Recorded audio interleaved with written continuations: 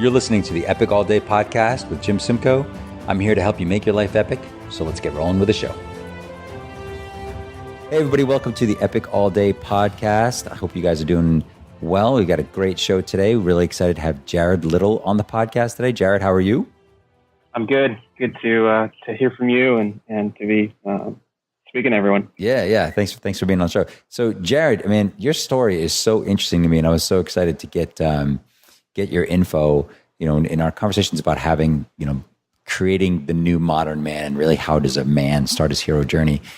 I mean, can you tell everyone a little bit about yourself and your journey from being a lacrosse champion in college to a pastor to a stay-at-home dad? Yeah. So I think the important thing to keep in mind about me and my life is the life as a pastor, a life in ministry, but then also being an athlete. Those two things have really gone side by side pretty much since my freshman year of college. So there wasn't a big transition from playing lacrosse as a full-time athlete and then college into the pastor world. I think the biggest difference was lacrosse paid for my college experience. Right. And then I was doing a ton of ministry on the side, which was incredible, with just working with kids and families in college and college students. And, but then when I graduated, I had a short stint working as a project manager for a university and got a lot of business experience and got a lot of that foundation laid. But then when I went to seminary, I had to, how do you pay for seminary? How do you, if you're going to go into the ministry, how are you going to do that? But there's not a lot of money in it.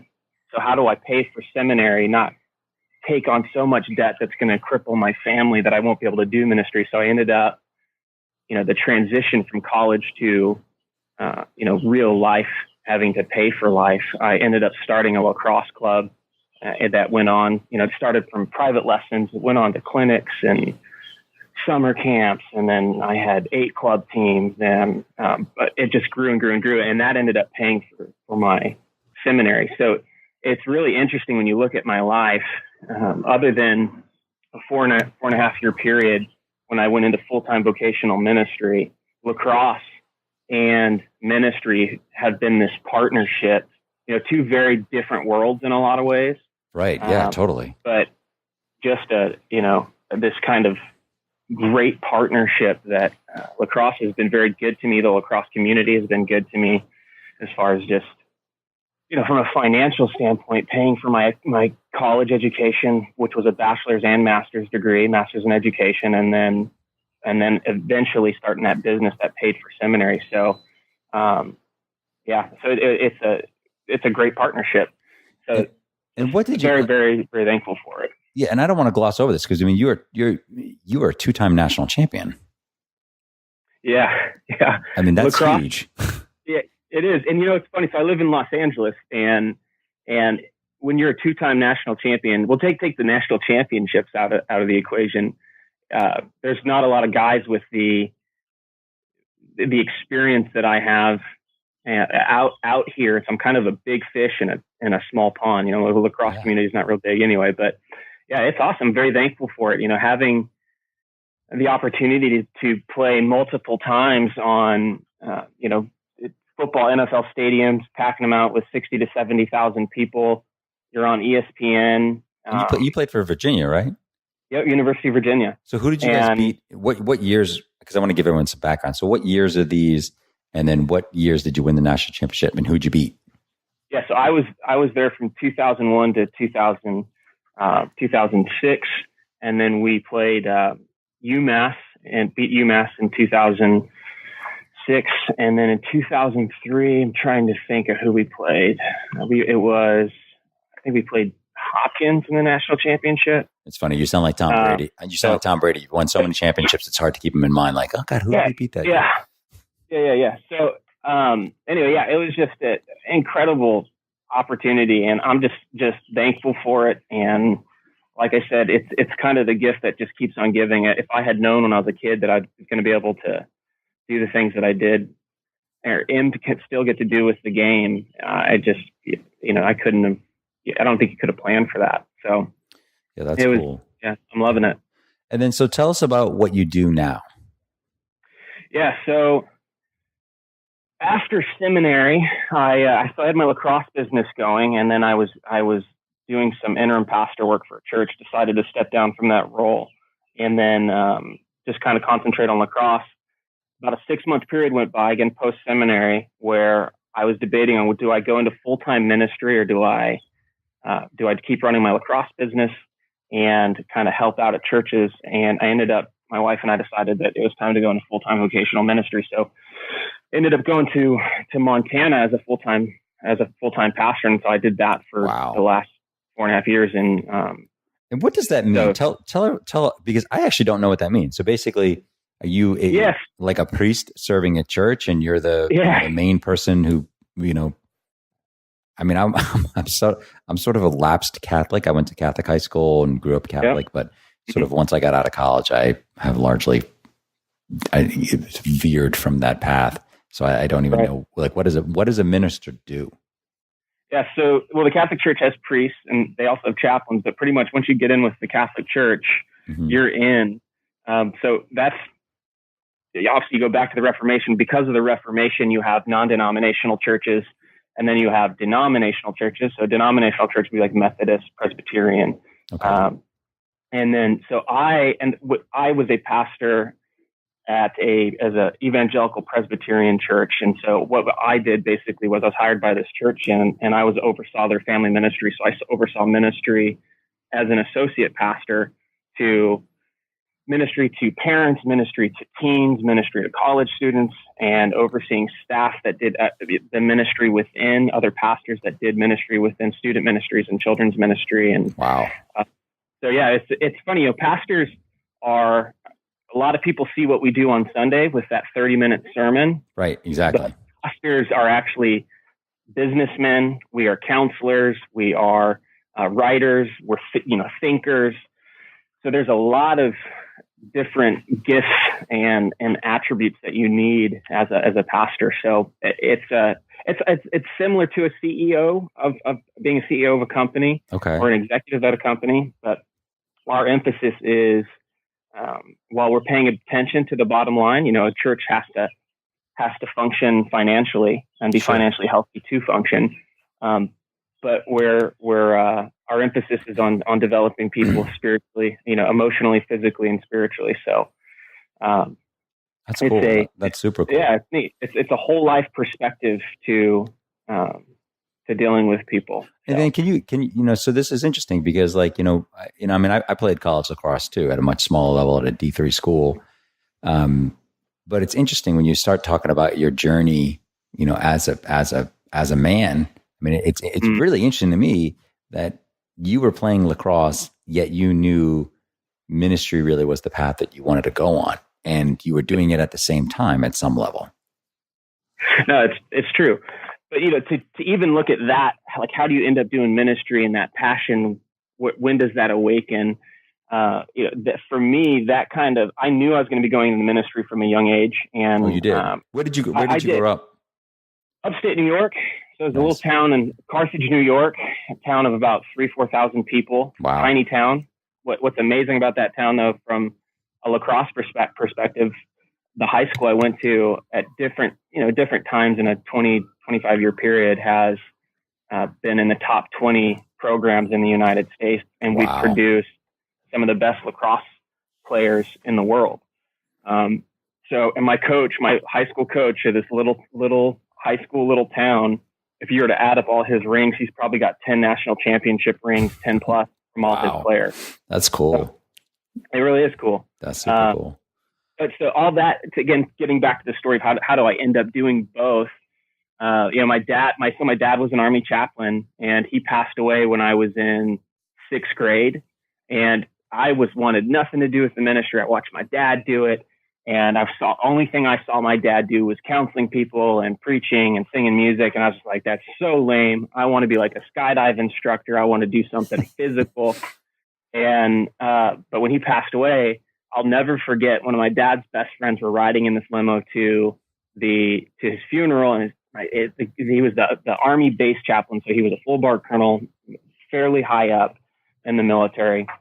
And he turns around and he goes, "Who knows? I'm the youngest of three boys." He says, "One of you may follow in your father's footsteps." And I knew at that moment that it was like an arrow piercing my heart, that I was this kind of call and life that my dad had been doing. It was like a call transfer that I felt. So, and I wasn't happy about it. I was frustrated with it and didn't want to do the ministry. And I felt like this call to ministry prior to the transformation of having experienced the gospel and having heard the story of who Christ was. I hadn't had that yet, but I felt this instant call, this kind of, I think a lot of people at different points in their life feel a call to spirituality. Sure, of course. And so it started for me at a young age. I didn't know what it meant. And so I had to search out what that was. But I was also at the same time frustrated with it, which was, part of my story, like many people, was high school kids. I was young and dumb and cocky and all those things. And so I took care of things in the classroom, but I was also, and on the athletic field in multiple sports, but I definitely, because I thought knew I'd be going into ministry, with the frustration of understanding that prior again to the spiritual transformation of my heart, I was, living the varsity blues lifestyle. Sure. So it's no joke. You look at that movie, Varsity Blues, our janitor of our high school was also the town cop. So and just, so funny. It's a small town. So anyway, that's kind of how it all started for me. That marriage and merger of athletics, spirituality, Christianity, calling, all those things. So. Right. And then, so you were in Montana doing your first, or running your first church, right? You were like running your first, or being a minister at your first place. Was that your first place on your own, where it's like, this is the one you were assigned to? Yeah, so I wasn't the head pastor. I wasn't the senior pastor. I was the associate pastor. So there's associate and then there's heads. I was underneath the head pastor. Okay. What was that experience like? Yeah. It was good. I'm very thankful for the time that I had at the church in Montana. Very thankful for the experience I was able to get. I was able to do a lot of things, as far as like climbing that ladder and getting the experience you need at some of the bigger churches that would take a lot longer. I was able to get that experience pretty fast. What did you love most about ministry? Or what do you love most about ministry? Oh, people, transformation of the heart, seeing people, not just come to, so obviously as a Christian, as a pastor, you want people to understand the gospel, and the gospel is the message of Christ and that he came, he died for you, that whole thing. But to see people flourish in that relationship, so getting becoming healthy again, physically, spiritually, emotionally, and seeing that person not just becomes healthy because of the transformation of the gospel, the transformation of hearing the scriptures and embodying those, but to see them learn to do life well with other people, with kids, with spouses, with parents. There's a lot of, not a lot of financial dollars in being a pastor, but there's a lot of just spiritual capital that you get, that satisfaction by seeing that happen. So, but that is, even today, you ask me, I'm I don't know, jumping ahead a little bit on some things. I don't know all the questions you're going to ask, but you look at where I am now with I've left the ministry, which is that's a whole story in of itself. As far as vocational ministry, when we left Montana, ministry was hard on my wife, and she wanted a season of, she wanted to come back we were looking at Denver and LA. We landed back in LA because we have a great community here. Right. That transition back here, I laid down vocational ministry, so doing it to get paid, and became a stay-at-home dad, and so started this journey of figuring out identity as a father, as a husband, as a professional, as a pastor who's, in the eyes of, the world, are you a pastor if you're not in a church? Right. Making that transition here has just it's been awesome. It's been neat. It's been beautiful. It's been hard. It's been painful. But from that transition, from that world of being in the ministry to now laying that vocational ministry down and starting some businesses, getting back into coaching, it's been great. So. And so this is, I have to ask you these questions because this is the part of the story that I think is so fascinating to me. It's like, and one thing that I'm, really focused on with this podcast is really busting stereotypes and showing people who are choosing to live life in an epic fashion that doesn't traditionally fit the mold. So I have a variety of people on, who I believe kind of who exemplify that. And what I'm struck most about by your story, again, because I played lacrosse and I've run businesses and whatever, is that here's a guy, you are a guy who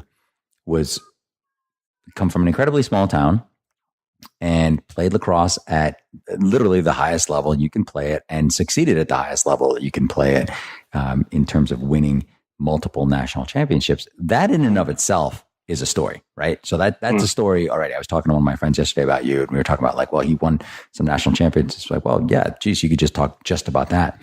Yep. But then you choose to also do that while you're doing ministry, and then you choose the path of ministry, which is also a very unique story. And then while you're doing it in Montana, you make the choice to move, and you make the choice to give up ministry and at that level and become a stay-at-home dad. I mean, to me, those things, they require such a level of self-awareness and confidence and belief in yourself, because most men wouldn't be able to do that, even if they wanted to, right? Like most men aren't, I'm stereotyping, but I think so many men aren't strong enough to be okay being a stay-at-home dad because societal stereotypes say like, no, the guy's got to go out and earn the money, and anything, the woman stays at home, which is obviously complete crap. But so I think that's so interesting that you've been able to do that. Can you talk a little bit about that and your mindset and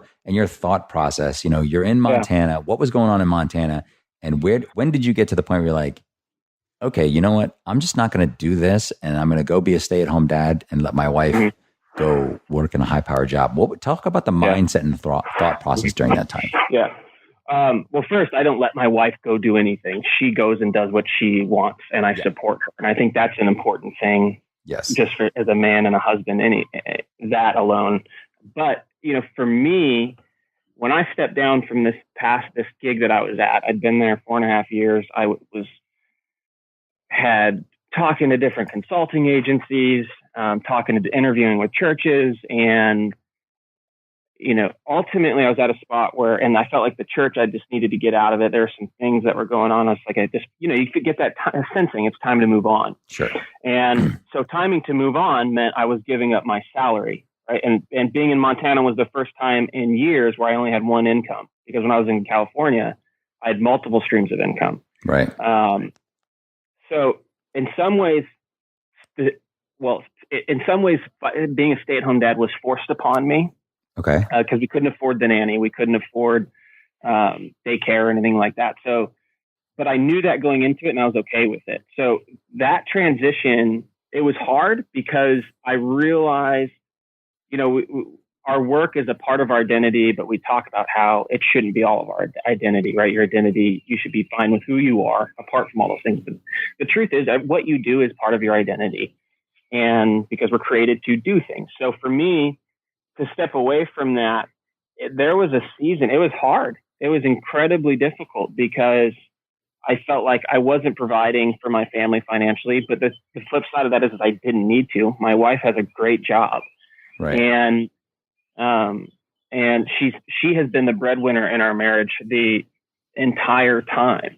And there's a whole bunch of different insecurities that come from that as a man, because we're trained in our society that we are to be the breadwinners. Right. And like, well, wait a minute. If your wife is a very successful movie producer and you feel called to be a teacher as a man, like, are you a failure because your wife makes more money for you, not because she's a harder worker or because she just happens to be in an industry where you make more money. Right. And so processing some of those things was just, it's been hard. It was hard, but it's also coming down to, well, what does it mean to be a husband? What does it mean to be a dad? And what does it mean to me to be a man, stand alone by myself? Well, can I stop you for a second? Because I'd love you to answer I would love it if you could answer those questions briefly. What does it mean to be a man, a husband, and a father? In this day and age, what does that mean? Yep. Yeah. So you need to be a provider for your family. But as far as what does that mean for you? If your family, obviously, if your family needs finances, you help provide the finances. In my case, I work hard. I bring in money now because I'm doing other things. But the last year where I was a stay-at-home dad, being a provider meant taking care of my wife, making sure that she was healthy relationally, not just with me, but with her kids, with our kids, with our community, with friends, her family. So that was like the first most important thing for me. The second thing, and it's not that she was in some type of emotional crisis or anything. It just ministry was very hard, and she needed a season of just deeper attention from me. Right. So taking care of that, I think as a man, you take care of your wife emotionally, spiritually, and physically. Right. And physical means finances, but also sexually too. Right. Sure. But also taking care of your kids, knowing your kids, not just having, we had a nanny and all this, and their kids are in school and private school, but actually knowing them. I think as a man, you need to know your children and not have someone else raise your kids. Like right. You're a man, you need to be a part of that process. And I think one of the things that's really neat about our culture now, we've moved more towards where it's acceptable for the man to be more involved, and not just acceptable, it's expected. Yeah. And whereas, you go back to the 50s and 60s, even my parents' generation, when I was young, my parents were 19. My mom was 19 when she got married. My dad was gone. He would work. He was till 5, 6 o'clock at night. And, so gone a lot, not necessarily around the house a ton until the night. So I think today as a man, you prepare to care for your wife. You care for your kids. You know your wife. You know your kids. And then also you pursue your vocational callings as far as doing what you need to do to make money if you're in a position where you can do that. But I'd say here's what I think is important. When you are a man, you are there. It's not cookie cutter what that looks like. Right. Because if my wife didn't have a great job, if she didn't make the money she'd make, I would be put in a position where, okay, I need to provide for my family at a greater level. Right. I need to be the breadwinner because she's not working or she can't work or whatever it is. So I don't think as a man, it's a cookie cutter answer. Yeah. The biggest thing is, are you providing? And if the answer to that is yes, then providing in the sense of whatever it is that your family needs, you are being a man. Yeah, and that's interesting. And taking care of yourself in the process. Yeah, and that's a really interesting point too, I think, because so many people get stuck on providing, and they think of providing as only being monetary.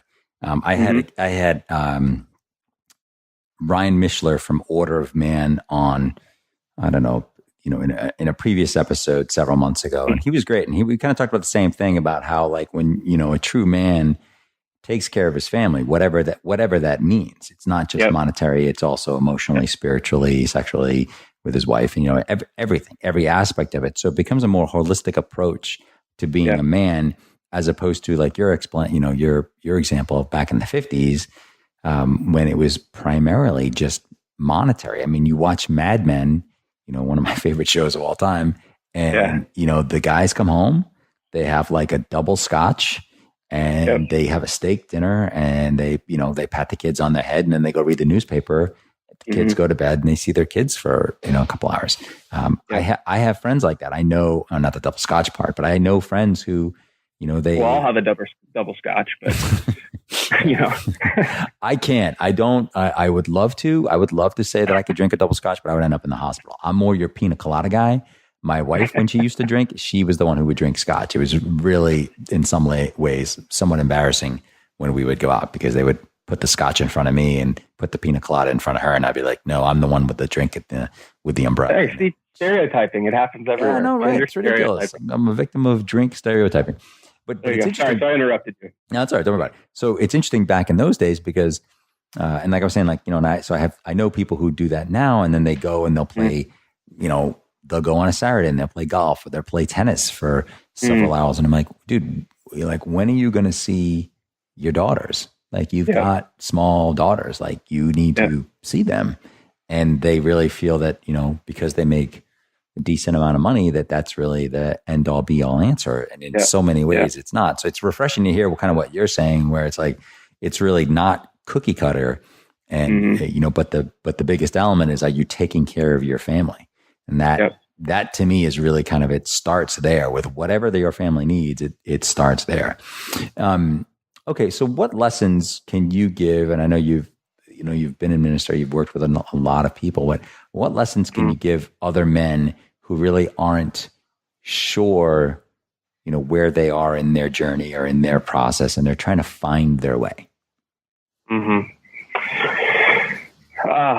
I think the biggest thing is surrounding yourself with good people and being vulnerable about the insecurities that you have. And as men, that's hard. And one of my wife's best friends, when I was struggling, it was within a month or two of moving back to Los Angeles. And I had a couple churches near us that I was interviewing with. And then there was another one that a great opportunity, but I just was like, I don't think Chanel would we'd have to move, 15 miles from where we are right now. Anyway, so her friend said, she's like, Jared, she goes, if you think you need to give up ministry and to pursue these business things that you want to do, and you need to acknowledge that you're not just letting it go, that it's gonna feel like a death. Right. The vocational ministry.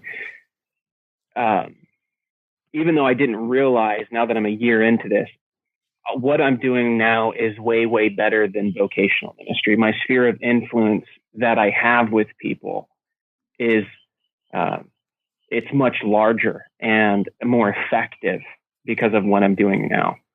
But I had to hear, you need to let that part of you, that part of you die, and so that you can rebirth, right? And that's kind of the gospel message. Without death, you don't have a resurrection. Right. And so I needed to let this part of my life that was really holding me back, I had to let that go. And it may come back. I may be a pastor again years down the road. I had to let that go so that I could move on. And so I tell that story to say I have really great friends that I can share vulnerabilities and insecurities and points of my marriage that, I love my wife all the time, but I don't like her right now. And I don't like this, and having people speak into those things. And as men, having your boys that you can have pina coladas with, right? Right. Pina coladas with the boys. Pina coladas with the boys. And having those guys that can speak truth into that. And being vulnerable with those insecurities. So, and I think it's the hardest thing, but that's, again, I think that it's harder for men to do that. Oh my God. I think men are becoming better at it because, again, our society is giving permission more so to men to explore who they are and to talk about frustrations. Yeah. Just even when you say the word being vulnerable, like I'm coaching and speaking on this stuff, even my stomach tightens. I'm just like, oh God. Yep. Oh boy. Yeah, it's hard and it's terrifying. And not only that, it's offensive. And because if you're vulnerable with someone and your vulnerability is exposing something about yourself that you need to change, but you don't know how to change it because you need community and friends to say, bro, knock that off. Right. It's offensive to do that. And so you also, not only is it vulnerable, but you're opening yourself up to be offended, to have someone else do heart surgery on you. Right.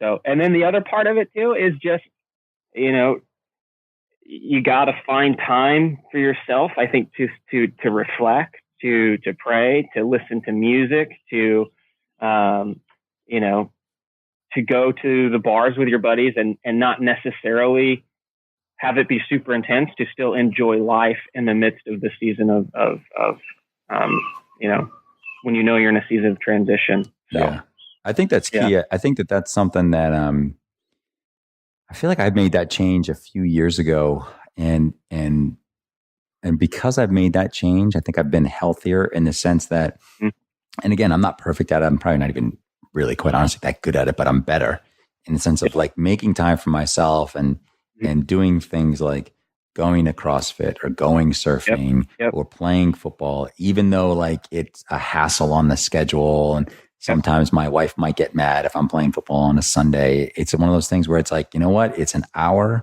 and, you know, it's 2 hours and it's going to fill my soul for a week, because when I get out on the football field or when I'm in the gym, no one's really asking me about, you know, how like a lot of my stresses from the day are they're not gone, but they're temporarily put on hold, and I can take a deep breath. I can throw some weight around, listen to some, you know, really loud music, and no one's asking me the deep questions about like, okay, so emotionally, Jim, how are you doing today? No, You know, they're just like, hey man, we're doing squat cleans. So you want to share a bar? You know what I mean? Like it's one of those things where, there's community and there's camaraderie there. Which is kind of where I am. I've got other, you know, I know other people who, you know, for them to, when they make time for themselves, for them, it's all about getting in the mountains and going hiking with their dog and not talking to somebody for 3 days. Like personally, that's like a prison sentence for me. I mean, I talk to everybody. So for me to go somewhere and not talk for 3 days would be absolutely the worst thing. So I like being around people. That's how I get my release.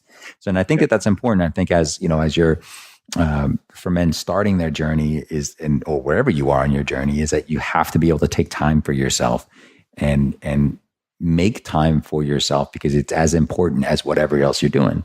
Absolutely. Nobody else is going to fight for you. In the sense of, your wife is always going to want a house clean. Your kids are always going to need, you know, their butts wiped. And if you don't set that, this is my hour. Well, I need you, honey. I need you to do this. I need our works. Like, if you got to be able to fight for that hour and don't let anything come in the way. Yeah, that's awesome.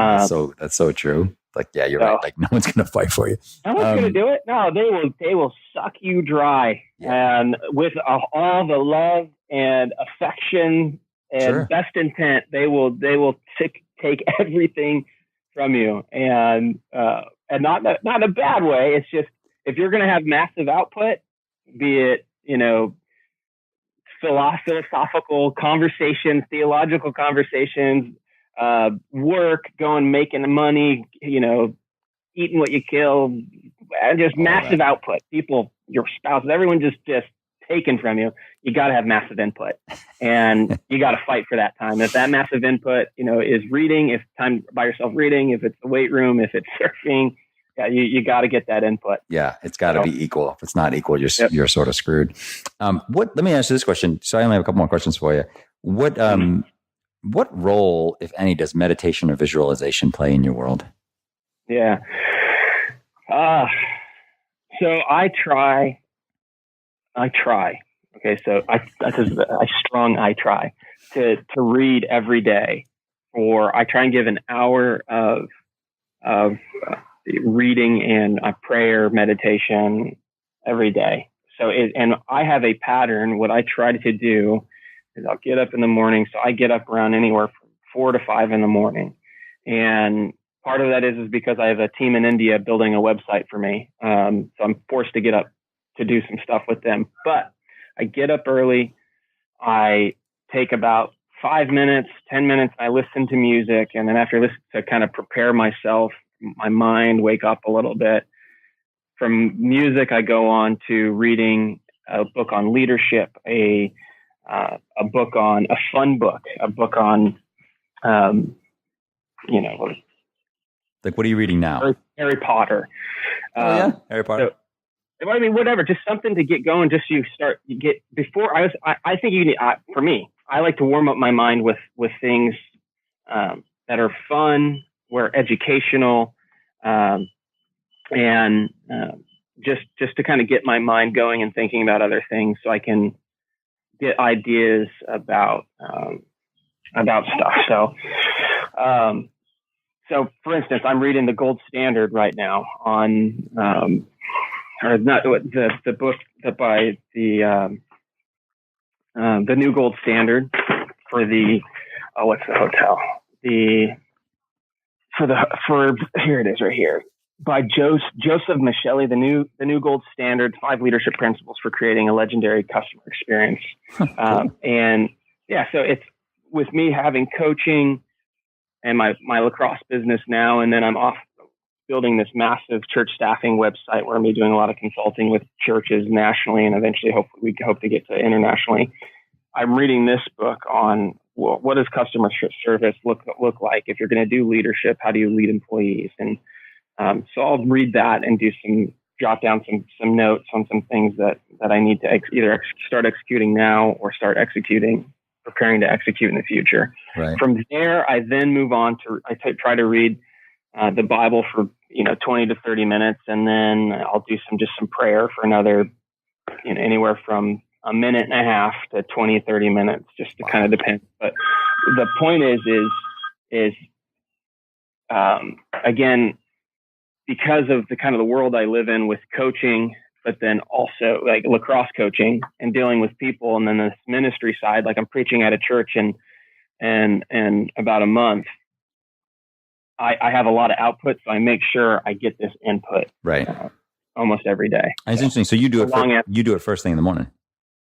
I do, yeah, I do. And if I get interrupted, I try and do it throughout the day sporadically, but it's never as effective. Yeah. I find that for me, and I don't do it that way, but I might try it that way. I find for me, I read at the end of the night, or I'll read sporadically during the day, but I do find that I get up way earlier than everyone else in my house. So I'm up, today I woke up at 4:45. Yep. But most days it's probably closer to 5:30 or 6. And all 3 of my my 2 girls and my wife sleep in a little bit later. So there's a good hour in there that I'm always trying to be very quiet so that they can sleep. And I'm just always like, I do the dumb stuff. I, check email and, look at the schedule for the day, and I'll get immersed in email, or I'll go on Bleacher Report and sportsillustrated.com to see how the Patriots are doing, see what's going on in the world of sports. But it's kind of like, I'm not really using that time super effectively, I don't find. And so that's not a bad idea to read first. I actually never really thought about reading as soon as you get up. Yeah. So I had a mentor pastor tell me once that and it's been something I've just stuck to. And he told me to read, super hard, but most beneficial reading that you can do, try and just do 10 pages a day. 10 pages a day. 10 pages a day. And so if it's really good reading, right, it's easy to go beyond 10 pages. Right. But if it's for me, philosophy, theology, a more in-depth leadership book, I'll just get to my 10, and then I'll move on to something a little easier to read, or I'll listen to music. But that's been really helpful to me, because I think when we break it down to something small like that, right, I can say I read for 20 minutes or I read for 30 minutes, but was it 2 pages because it was really complex, or was it 100 pages because it was super easy? Like, what does that mean? You read for 20 minutes. Right. Right. Totally. So that's something that's been really beneficial to me, is just whatever's the most complex, beneficial reading for you, do it first thing in the morning, try and get 10 pages done. Yeah. I like that. That's awesome. All right. So, well, thank you for being on the show. This has been great. I really, really appreciate it. Tell me, where can people find you online? Yeah. So you can find me at on Twitter account, which I'm not I haven't been on it a ton the last year or so, but my username is let's see here. And if you want to email it to me, what I'll do is I'll get you all that. But you can you can also get a hold of me, Jared at kingdomcandidates.com, if anyone wants to email me. It's jared@kingdomcandidates.com. I'm launching a massive church staffing website, which is going live next week, and it's going to transform we believe and think that it's going to transform the church staffing world. Oh, that's awesome. And we should do another one of these a couple months from now where I can talk about that. And that story. I'd love to. I'd love to. All right, then I'll put all your stuff in the show notes so people can get to it. And man, thank you so much for being on. I mean, this has been really enlightening. It's just super cool to see somebody who is following their path and is unabashedly committed to it, and is really redefining the role of the new modern man. You're really serving as a great example for other men. So as a guy, I appreciate it personally. It's given me inspiration, and it's just really cool, man. It's really cool. So thank you for being here. Yeah, I appreciate it. Yeah, you got it. Okay, guys, thank you so much for checking out the show. I'll have Jared's information in the show notes, and I will talk to you soon. Hey, thanks for checking out the show today. For show notes, event updates, and tons of other free stuff, check out epicallday.com. And if you would, I would love it if you were able to leave a review on iTunes, as this really helps other people find our show. Thanks a ton. I appreciate you listening, and I'll talk to you soon.